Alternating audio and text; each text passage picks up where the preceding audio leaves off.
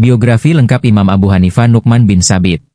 Sebelum menonton, dukung channel ini dengan klik subscribe, like, dan share. Semoga bermanfaat bagi kita semuanya. Terima kasih.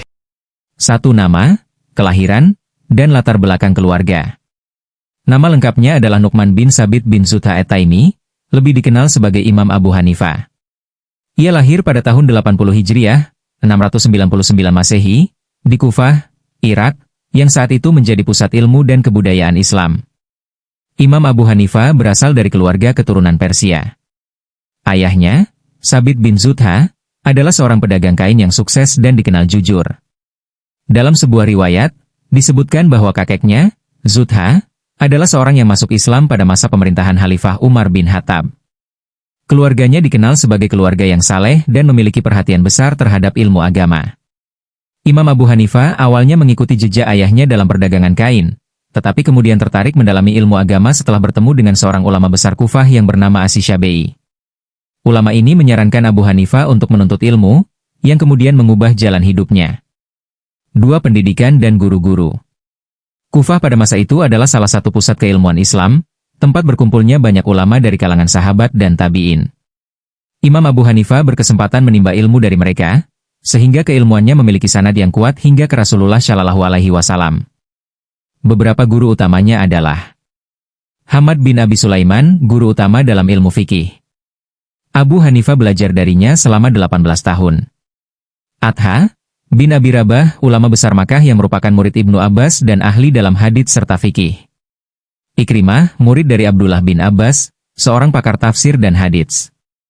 Imam Ja'far Asy-Syadiq, cucu Rasulullah Shallallahu Alaihi Wasallam yang terkenal dengan keilmuannya. Nafi, Maula Ibnu Umar, salah satu perawi hadits yang terpercaya. Muhammad Al-Bakir, seorang ulama besar dari Ahlul Bait. Imam Abu Hanifah menghafal Al-Quran sejak kecil dan memiliki pemahaman mendalam dalam ilmu hadits, fikih, dan ilmu kalam. 3. Pembentukan mazhab Hanafi dan metode ijtihadnya. Imam Abu Hanifah adalah pendiri mazhab Hanafi, salah satu dari 4 mazhab besar dalam Islam.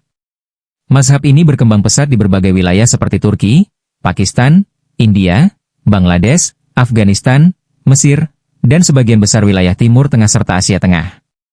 Metode yang digunakan dalam menetapkan hukum Islam sangat sistematis dan berbasis logika.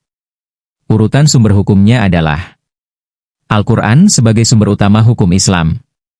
Hadits Nabi, Imam Abu Hanifah sangat selektif dalam menerima hadits dan hanya menggunakan hadits yang kuat dan terpercaya. Ijma, kesepakatan ulama, kesepakatan para ulama dalam suatu masalah dijadikan pedoman hukum. Qiyas, analogi hukum, digunakan dalam masalah yang tidak disebutkan secara eksplisit dalam Al-Quran atau hadits. Istihsan, memilih hukum yang lebih maslahat, digunakan dalam kondisi tertentu demi kemaslahatan umat. Pendekatan rasionalnya membuat mazhab Hanafi fleksibel dalam menghadapi berbagai perkembangan zaman. 4. Tantangan dan ujian dalam hidupnya. Menolak jabatan hakim. Imam Abu Hanifah dikenal sebagai sosok yang teguh dalam prinsip dan menolak jabatan dari penguasa. Pada masa Khalifah Al-Mansur, dinasti Abbasiyah, beliau ditawari jabatan Qadhi, Hakim Agung, tetapi beliau menolak. Alasannya, takut tidak bisa berlaku adil di bawah tekanan penguasa. Khawatir hukumnya tidak sesuai dengan ajaran Islam. Tidak ingin dunia mengalihkan perhatiannya dari ilmu dan ibadah. Penolakannya membuat Khalifah Al-Mansur marah dan menjebloskannya ke dalam penjara serta menyiksanya. Dituduh berpihak pada pemberontak. Imam Abu Hanifah dituduh mendukung pemberontakan Zaid bin Ali, seorang cucu Rasulullah yang menentang pemerintahan Abbasiyah. Namun, sebenarnya Imam Abu Hanifah hanya memberikan bantuan dalam bentuk doa dan dukungan moral, bukan politik.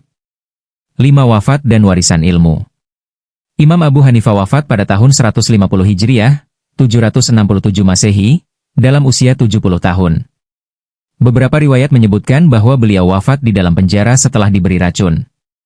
Setelah wafatnya, ilmu yang ia tinggalkan tetap hidup melalui murid-muridnya yang berpengaruh besar dalam dunia Islam. Beberapa muridnya yang terkenal adalah Abu Yusuf menjadi Qadhi, Hakim Agung, di pemerintahan Abbasiyah dan menyebarkan mazhab Hanafi. Muhammad bin Hasan Asy-Syaibani menulis banyak kitab fikih dan berkontribusi dalam pengembangan mazhab Hanafi. Zufar bin Hudzail, ulama besar dalam fikih dan usul fikih. Al-Hasan bin Ziyad, ahli fikih yang turut memperluas mazhab Hanafi. 6. Keistimewaan dan pemikiran Imam Abu Hanifah. Beberapa keistimewaan beliau. Ulama pertama yang menyusun ilmu fikih secara sistematis. Imam Abu Hanifah adalah ulama pertama yang mengkodifikasi fikih dalam bentuk bab-bab, seperti bab sholat, zakat, jual beli, dan lainnya. Menggunakan rasionalitas dalam ijtihad. Mazhab Hanafi dikenal sebagai mazhab yang menggunakan logika dalam menetapkan hukum, yang membuatnya fleksibel dalam berbagai situasi.